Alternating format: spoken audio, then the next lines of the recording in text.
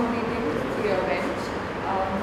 This is petitioner 1 from, and the two of us, M1 and M2 from Team E. So we will be presenting the case of the petitioner. If your lordships are well versed with the facts of the case, may I go further to the pleadings? Facts.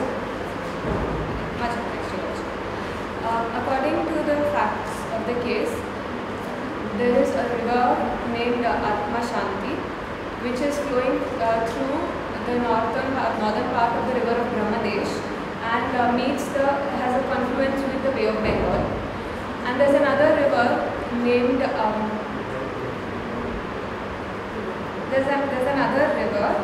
which is an alternative accordingly in this case. And the issue arising here is because of constant pollution along the banks, mainly due to religious activities and industrial effluents being disposed of in those areas into the river. The pollution count in the water, especially the BOD levels, are less. So that is one of the major aspects because of which there is a ban and order passed by the government of Brahmadesh to prohibit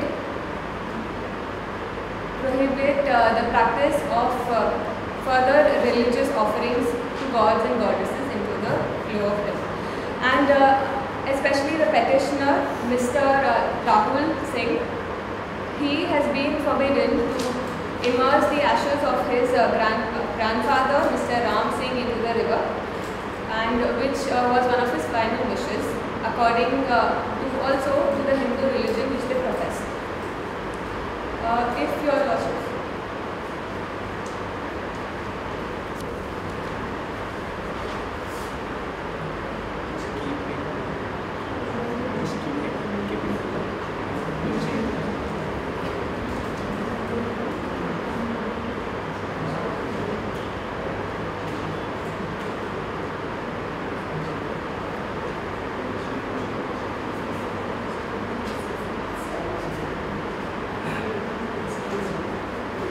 If your lordships are content with the facts of the case, may I move on to the... Yes, the river's name is Pavitra Nadi, which flows from the south and confluences with the Bay of Bengal. Now, is it mainly the resurgent is the main cause of water pollution?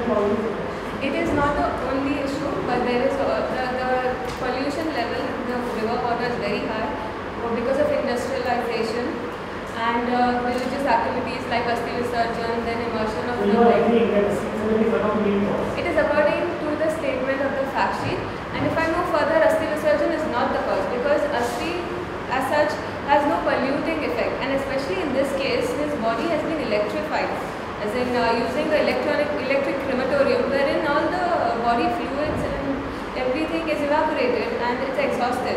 What is remaining is the plain pure form of ash. Much obliged. Moving on to proceeding to the pleadings, I would like to present firstly that under Article 25 of the Constitution, there is freedom of religion provided to each individual, not only to a citizen. And here Mr. Rahul, being a person practicing a profession in US, his status is not yet clear according to the fact sheet whether he is an NRI or a citizen. So he is also included into this capacity of the ambit of the Article 25.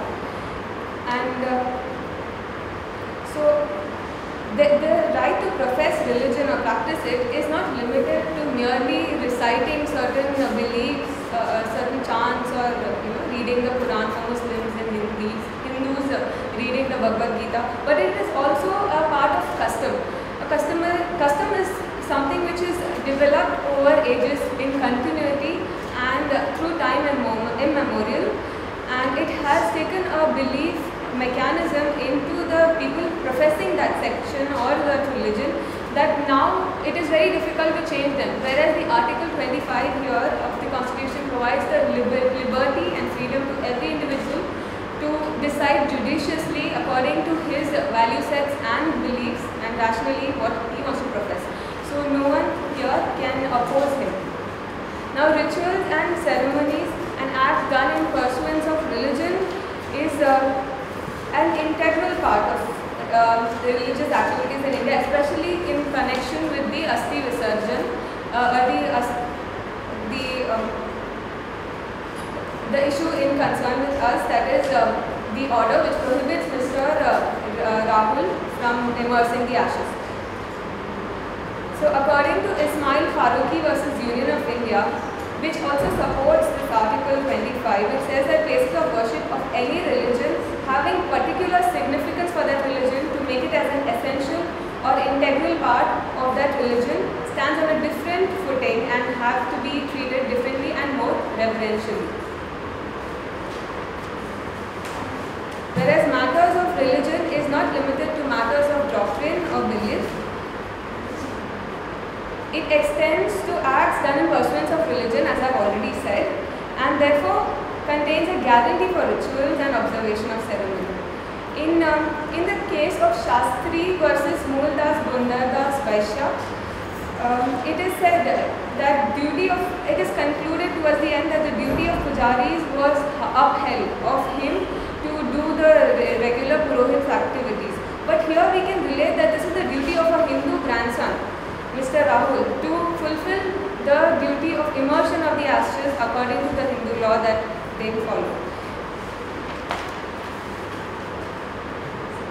Moving on to customs, the continuity is maintained of this custom because out of recent experience and exposure in the media, actor Devanand and Nirbhaya case, both of them, their Asti was allowed to be immersed in the Ganga river, as in the river.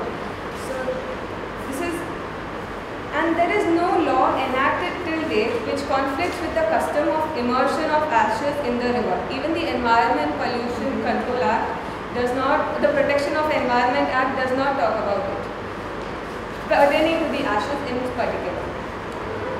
Moving on to the pursuance of religion aspect, which is again supported in the case of Commissioner of Hindu Religious Endowments versus Sri Lakshmindra Tirtha Swamiyar, which says that it would be correct to say that religion is nothing else but a doctrine. It would not be correct to say that it is nothing else but a doctrine or belief. Your Ladyship, it is on page number 15 of the link.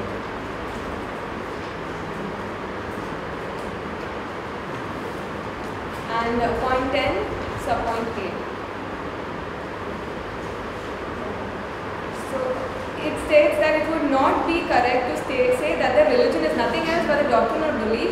A religion may not only be laid down in the code or ethical rules, as I have already said, that the rituals and ceremonies are an important integral aspect, and that is what this case law supports.